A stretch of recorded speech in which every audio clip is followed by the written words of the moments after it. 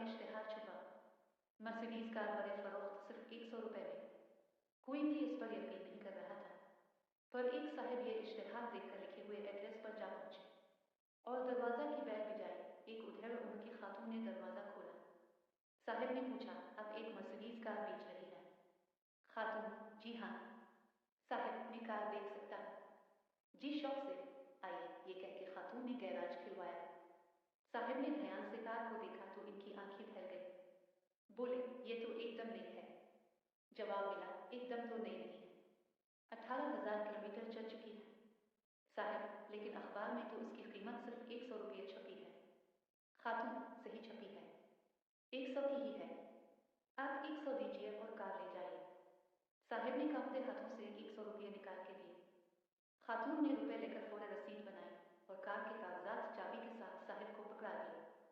शदीद बेयकीनी के आलम में साहिब ने आखिर पूछा, बहन जी, अब तो बता दीजिए कि मामला क्या है?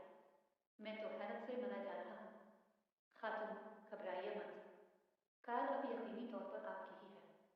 मैं तो बस अपने मरहूम शौहर की आखिरी ख्वाहिश पूरी कर रही हूँ। वो अपनी वसीयत में लिख गए थे कि इनके मरने के बाद ये मर्सिडीज गाड़ी बेच दी जाए और मिली हुई